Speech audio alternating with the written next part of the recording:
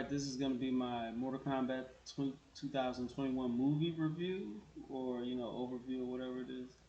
And this is my original Mortal Kombat game I got when I was a kid. So, and ever since Mortal Kombat came out, I've owned every game, seen every movie, action figures, the whole nine. I at least put in at least 800 to 1200 hours in each game that comes out.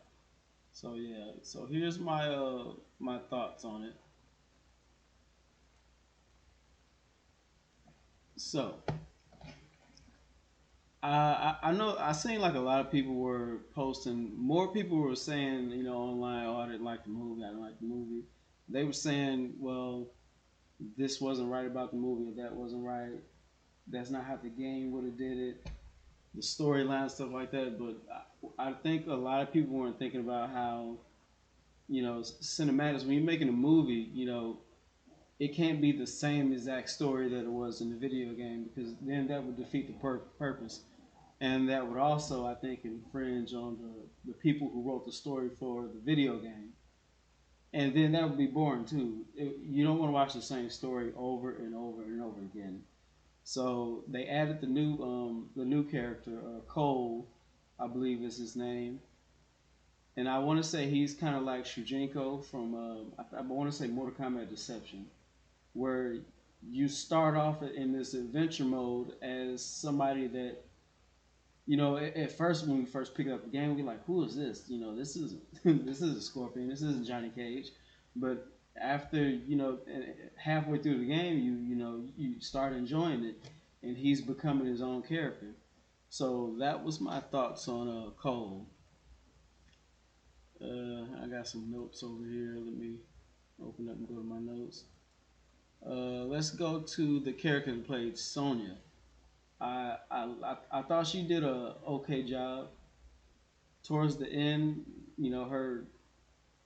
her character got more believable towards the end. Her being the only one without the dragon and stuff like that. And I want to say, all right, another thing they did a good job explaining how the Earth Realm characters ended up getting their powers, because in the other movies, you just sit up there and watch it, and all of a sudden, out the blue, they'll just start doing these amazing things. You're like, hey, how did you shoot this out your arm or whatnot? This shit isn't normal. I thought they did a really good job of saying, all right, we know you average, but you got this thing in you deep down inside. You just got to know how to let it out and find it. I thought that was very believable. If I was a if I didn't grow up playing the games and watching the stories and the other movies, that would have tied together how these people are able to have all these different abilities and do that. Um, all right, now let's get to Kano. I believe that Kano saved the movie. If people were on the edge about the movie, or 50-50, Kano won you over. Like the lines that he was, the one liners, the aggression, then him turning. We watching the movie, we know Kano's a horrible guy. We know there's no way he's going to be able to work with Sonya, throughout the whole movie. And towards the end, he ended up turning on him, and then he ended up dying. What I think is going to happen is, yeah, people died, but you also have the Revenant characters from the other Mortal Kombat games. So I think what Shang Tsung is going to do, he's going to bring Goro, possibly Kano. He's going to bring them back as Revenants. So there's a possibility of them being in part two. Let's get to Goro. I know a lot of people didn't like the CG. I believe a few people said, like, oh well, the movie was on a budget. I didn't see anything wrong with it. I mean, it was a good fight. It was a good way to see his powers come out. Um, yeah, I would have liked them to save Goro for the part two of the movie, but hey, you get what you get. All right, so I pulled up my notes. I already talked about the new guy. All right, so Liu Kang. Liu Kang was extremely small, But that's not out the realm of possibilities because Asians happen to be smaller than people in other countries and continents or whatnot. So that's not. I didn't have a problem with that.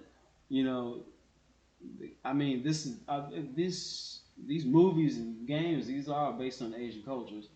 So I want to say the Asians that they got to play him and Kung Lao. I want to say they're half Asian and then half Caucasian or something like that. I believe.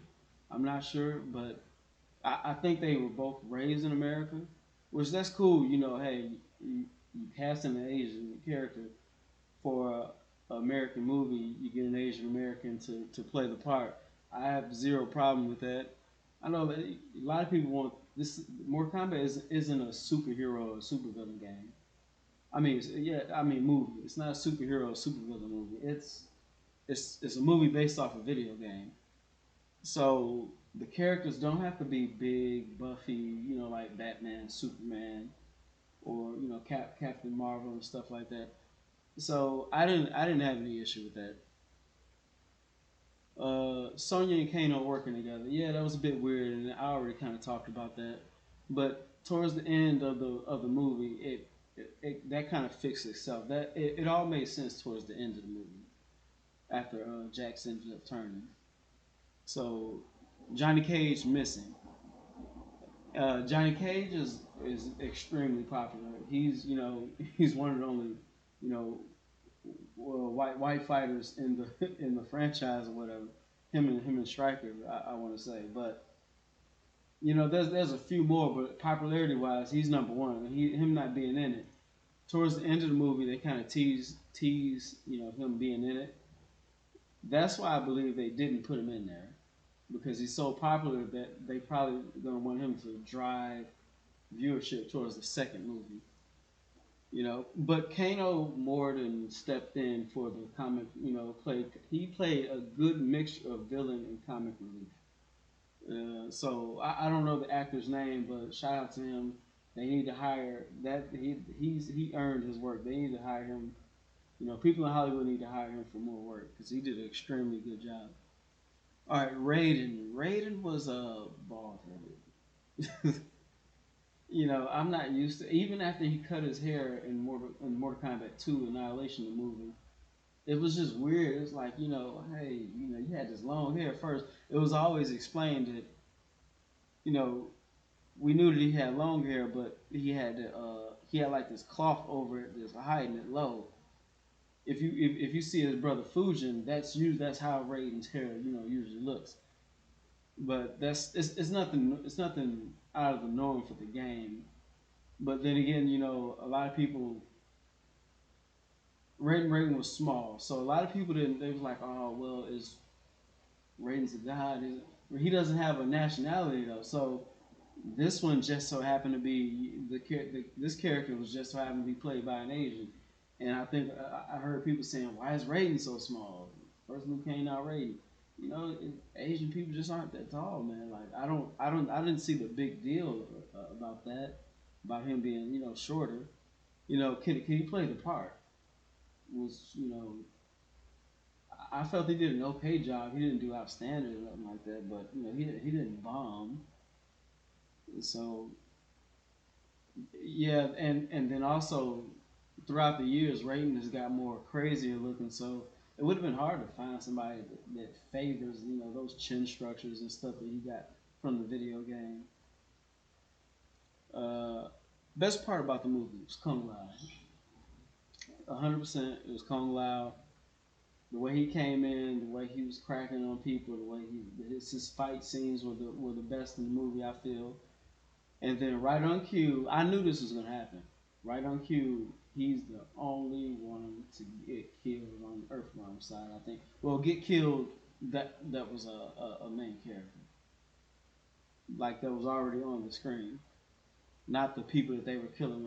Before they were talking about such died and they've been assassinated Earthrealm fighters. But Kung Lao did a great job. But if you're a Mortal Kombat fan, you know that Kung Lao usually doesn't last long. He usually ends up getting killed or whatnot. it was right on cue. So I wasn't surprised about that. You know, maybe he'll come back as a revenant also because that did happen in the video game. Sub Zero. Sub Zero was an extremely good bully in this movie. He was he was just getting on.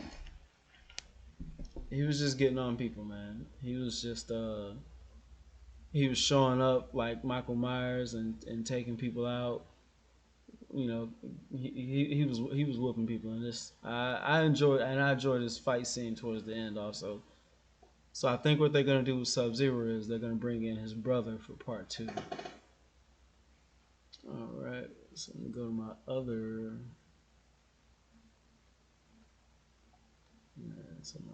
So my other notes. Liu Kang did the. He kept doing the sweep. So if anybody knows, if anybody played Mortal Kombat One growing up, everybody has this cousin or brother that would always do the uppercut and the sweep over and over and over. And when Liu Kang was teaching the new Earthrealm warriors how to fight and bring out their special powers, he kept sweeping over. I want to say he was sweeping Kano over and over, and it was just funny. You know, that's something that if you would have seen that in the theaters, that would have got like a big laugh out loud. Like that would have been like one of the funniest parts in the movies. But if you're sitting at home just watching this on the TV, you know, by yourself, that's that's that's just it's not the same kick as it would be in a theater. You know, unless you got like some type of home theater and then you're watching it with family members and stuff like that. All right, so Jack's arms were extra small. It was comical when I first seen the metal arms that they put on there after his arms got pulled off. I'm sitting around looking. I'm like, man, he's not gonna be able to fight with these things. What is going on here? Like, what is these arms he got? I never seen none of this in the video game, but like I said, like towards the end of the movie, they kind of explained it. He ended up powering up. His arms, you know, got a lot bigger, more muscular, and he was able to, take out. I want to say Jared. He beat Jared. Melina. They did a good use of Melina's teleport. It wasn't like dropped down from the sky like it was in the video games. She was like appearing out of these clouds of smoke over and over and over. She was spamming the move. Like she was spamming it, but she had some kick ass fight scenes. Liu Kang's use of the dragon. All right, so Liu Kang is my main character. I play Liu Kang in every single Mortal Kombat game. That's who I play with mainly. Uh, Mortal Kombat 11, I've moved over to Fujin. You know, just because Fujin is like my second favorite character in Mortal Kombat, and he's not in every Mortal Kombat, so I had to pick him. I had to pick up Fujin and get my play out of him. But the way Liu Kang did that finishing move when he brought out the dragon with the oil that Cabal was stuck in, I thought that was genius. The way they put that to use, that scenery. You know, so that's people was talking about it as a cheap movie, but it didn't look cheap. That didn't look cheap to me. You know, maybe they went cheap, hiring actors and actresses that we didn't know, but everybody got to start somewhere, and I'm pretty sure most of these people seem like they were well seasoned actors and actresses, and they held their own and brought the characters out. All right, and I got one more. This is my last one. All right, so I already said about this. Yeah, I think they're just saving Johnny Cage for part two. If I had to score the movie a 0 out of 10, I would give this movie I'd give it an 8. I was gonna give it a 7, but the reason why I'm gonna give it an 8 because I felt like the movie probably was constrained due to the virus, and they did what they could do with it. But it still was an entertaining movie, on at least to me. I was highly entertained by the movie. I've watched it twice so far. I'm gonna watch it again. Um, I do understand when people were like the people that wanted them to take storylines from other places, other video games, and put it into this movie. They just I don't think they can do that. And even if they could do that, why would they want to? You have to. Anytime you're making a movie, this isn't a biography. They don't want to take the exact things that happens in the game and put it in a movie. They want to take the essence of the games and put it in there. Just like Kung Lao died. You can't have a Mortal Kombat movie without multiple people dying and stuff like that. I'm not a fan of the finishing moves in Mortal Kombat.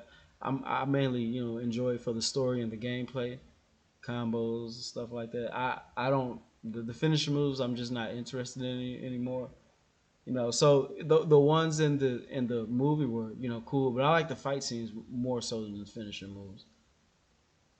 But yeah, so I give it a on a high on a high on a high grade. I give it an 8 out of 10. My lowest of the low, I would give it a 7.6 or something like that. So between 7.6 to an 8. So yeah, make sure you guys like, subscribe. Let me know what you thought of the video. Let me know what y'all thought of Mortal Kombat, the movie 2021. Did you like it? Did you love it? Did you hate it? You know, Thanks for checking out the video. Peace out.